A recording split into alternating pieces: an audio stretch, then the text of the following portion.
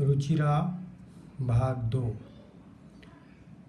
प्रथमः पाठः पहला पाठ सुभाषितानि। सुभाषितानि अर्थात सुंदर वचन। पृथिव्यां त्रीणि रत्नानि जलम् अन्नं सुभाषितम् मूढैः पाषाणखण्डेषु रत्नसंज्ञा विधीयते। अन्वय। पृथिव्याम पृथ्वी पर, जलम जल, अन्नम अन्न, सुभाषितम और अच्छे वचन। त्रीणि रत्नानि सन्ति तीन रत्न हैं। पृथ्वी पर जल, अन्न और सुभाषित मधुर वचन तीन रत्न हैं। मूढ़ै पाषाण खंडेषु रत्न संज्ञा विधीयते। परंतु मूर्ख लोग जो हैं वो पाषाण खंडों को ही रत्न की संज्ञा दे देते हैं। अर्थात मूर्ख लोग हीरे मोती आदि को ही रत्नों की संज्ञा देते हैं। द्वितीय श्लोक। सत्येन धार्यते पृथ्वी सत्येन तपते रवि सत्येन वाति वायुश्च सर्वं सत्ये प्रतिष्ठितम्। पृथ्वी सत्येन धार्यते। पृथ्वी केन धार्यते? पृथ्वी सत्येन धार्यते। पृथ्वी जो है वो सत्य पर टिकी हुई है। यह पृथ्वी सत्य के द्वारा धारण की हुई है। सत्येन तपते रवि। और सत्य के कारण ही, सत्येन सत्य के द्वारा ही तपते रवि। रवि जो है वो तपता है। सत्येन वाति वायुश्च। और सत्य के कारण ही वायु जो है वो बहती है। किसके कारण वायु बहती है? सत्य के कारण। सर्वं सत्ये प्रतिष्ठितम्। ये संपूर्ण जगत ही सत्य पर टिका हुआ है। ये जो पूरा संसार है वो सत्य पर ही टिका हुआ है।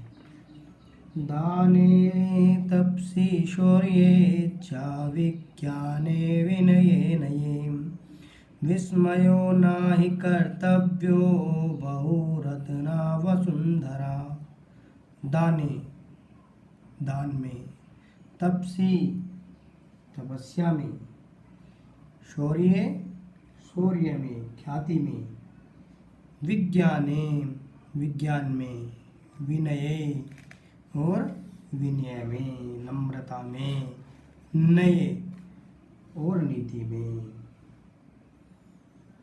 दान में, तप में, शौर्य में, विज्ञान में, विनम्रता में और नीति में, और नीति में। विस्मय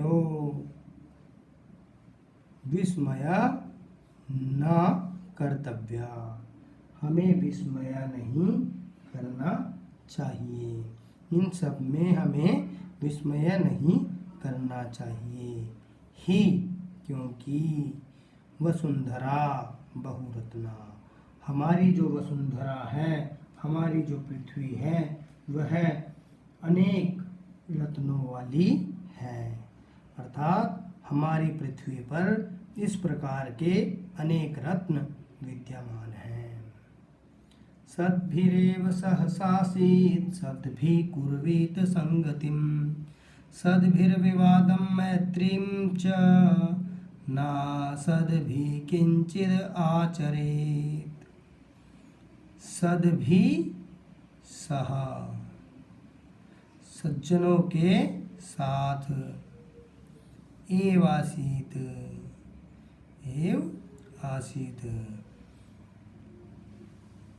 सद्भिः सज्जनों के साथ ऐसा ही सज्जनों के साथ ही बैठना चाहिए।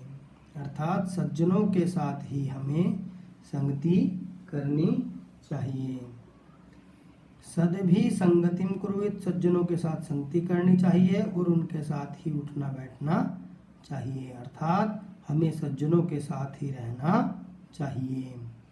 सद्भि सह विवादम, और सज्जनों के साथ ही हमें विवाद, मैत्रीम च, और मित्रता, सज्जनों के साथ ही हमें विवाद और मैत्री करनी चाहिए। ना सद्भि किंचिद आचरेत, असद्भि अर्थात दुर्जनों के साथ, जो सज्जन नहीं है,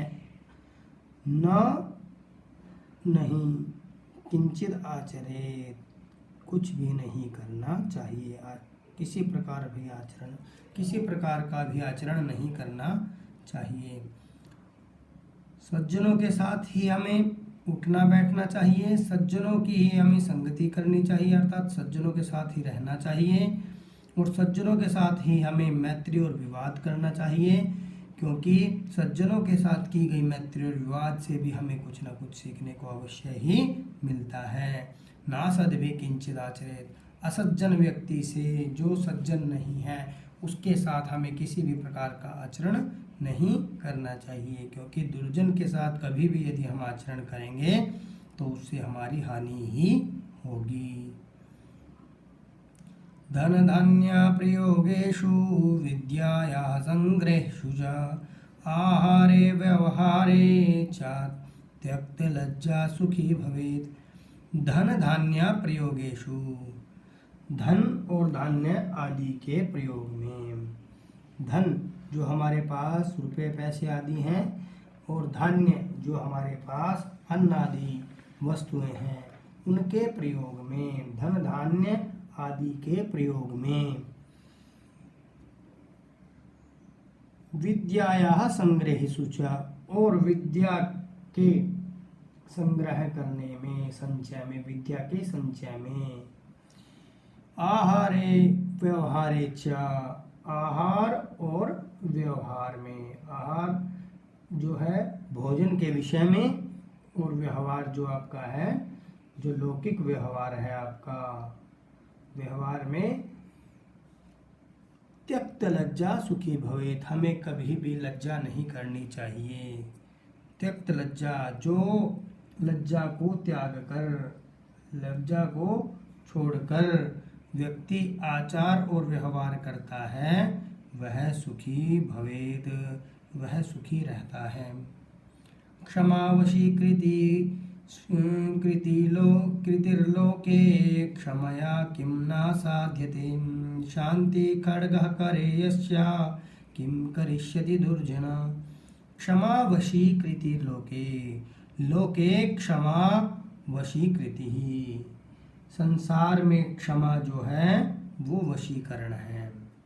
क्षमया किम न साध्यते, क्षमा के द्वारा क्या सिद्ध नहीं किया जा सकता, अर्थात क्षमा के द्वारा सभी कार्य सिद्ध किए जा सकते हैं। शांति खड्ग करे यस्य करे शांति खड्गः, जिसके हाथ में शांति रूपी खड्ग है। दुर्जनः किम करिष्यति, दुर्जन व्यक्ति भी उसका क्या बिगाड़ सकता है, अर्थात क्षमा रूपी हथियार खड्ग जिसके पास है, दुर्जन भी उसका कुछ भी बाल भी बांका नहीं कर सकते। अर्थात यदि हम विनम्र भाव से कोई भी कार्य करते हैं, क्षमाशील होकर हम कोई भी कार्य करते हैं, तो कोई भी हमारे कार्य में बाधा उत्पन्न नहीं करता। इस प्रकार शांति खड्ग जो व्यक्ति लिए हुए है, शांति रूपी खड्ग, अर्थात यदि उसे व्यक्ति को कुछ भी कहा जाए वह कोई प्रतिक्रिया नहीं देता, तो दुष्ट व्यक्ति भी उसका कुछ नहीं बिगाड़ता।